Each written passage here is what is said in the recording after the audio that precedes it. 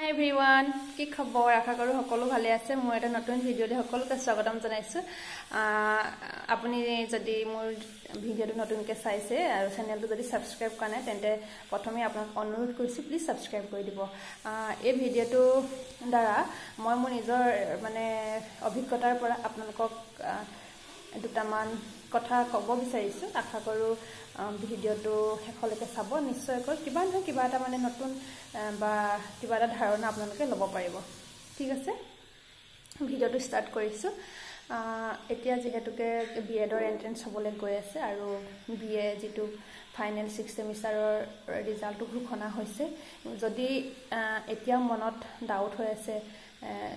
BEd কৰো নে MA কৰো যদি আপুনি দুইটাই ফৰ্ম ফিলআপ কৰি থৈছে ফৰ্ম ফিলআপ সৰি নহয় অনলাইন যদি কৰি থৈছে এন্ট্ৰেন্সৰ কাৰণে মই ভাবো যে এমএ মানে মাস্টাৰ্স কৰিলেও বেয়া নহয় বিএড কৰিলেও বেয়া নহয় দুইটাৰে নিজস্ব মানদণ্ড আছে যদি আপুনি বিএড কৰে তেতিয়াও সিটেট হক বা গ্ৰেজুৱেট টিচাৰ বা হাই সেকেন্ডাৰী টিচাৰ বা আসাম টেট কন্টিনিউ মানে হবলে গৈ থকাৰ দৰে হৈছে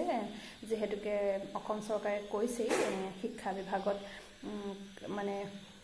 যিমান শিক্ষক মানে প্ৰয়োজন হৈছে তেওঁলোকে দিবলৈ চেষ্টা কৰিছে সেই কাৰণে ভাবিছো বিএড কৰিলেও আপোনাৰ কোনো ধৰণৰ মানে লোকসান নহয় আৰু যদি আপুনি মাস্টাৰ্স কৰে মাস্টাৰ্স কৰিও আপুনি খুব ধুনিয়াকে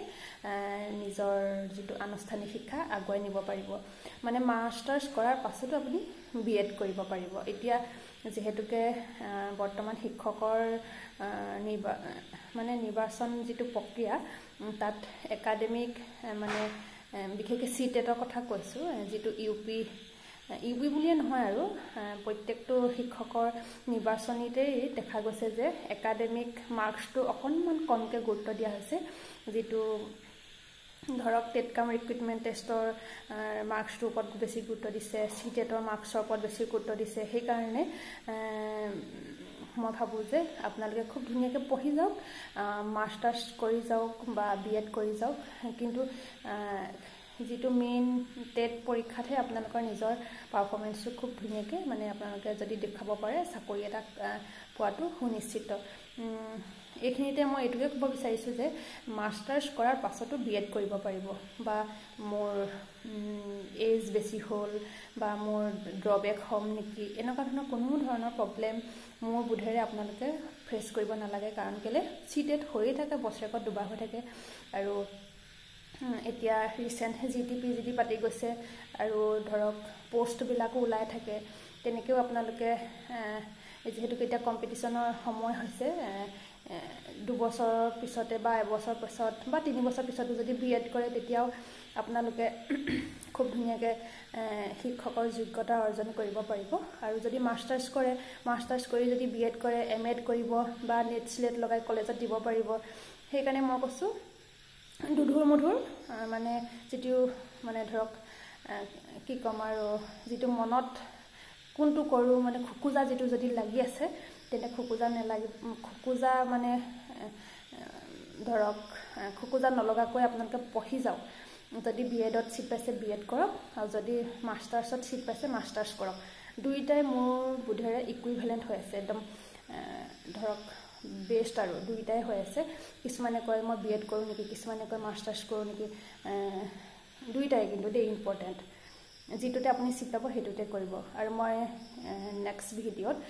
মই বিএডৰ এন্ট্ৰেন্স ক্লিয়াৰ কৰোতে কেনেকে প্ৰিপাৰেচন কৰিছিলো আপোনালোকক মই ভিডিঅ যোগেদি জনাম আৰু অৱশ্যে মই মাস্টাৰ্স কৰোতে মেৰিট মানে তেতিয়া আমাৰ সময়ত মেৰিট লিষ্টত মানে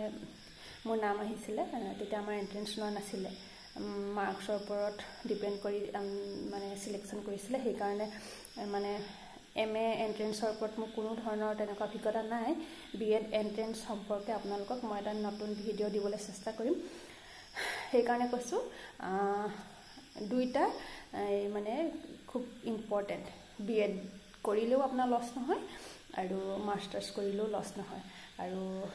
মই আশা ৰাখিছো এই ভিডিঅটো আপোনালোকক কিছু পৰিমাণে হলে সহায় কৰিছে আৰু যদি বিশেষ কিছুমান সৰু সৰু বা একেবাৰে ক্ষুদ্ৰ কথা বা কিবা কথা জানিব বিচাৰে তেন্তে কমেণ্ট কৰিব মই যিমান পাৰোঁ আপোনালোকক সিমানেই ৰিপ্লাই দিবলৈ চেষ্টা কৰিম বা নতুন ভিডিঅ'ৰ আকাৰত আপোনালোকক বুজাবলৈ চেষ্টা কৰিম আজিলৈ আহিছোঁ পুনৰবাৰ কৈছোঁ প্লিজ চেনেলটো ছাবস্ক্ৰাইব কৰি দিব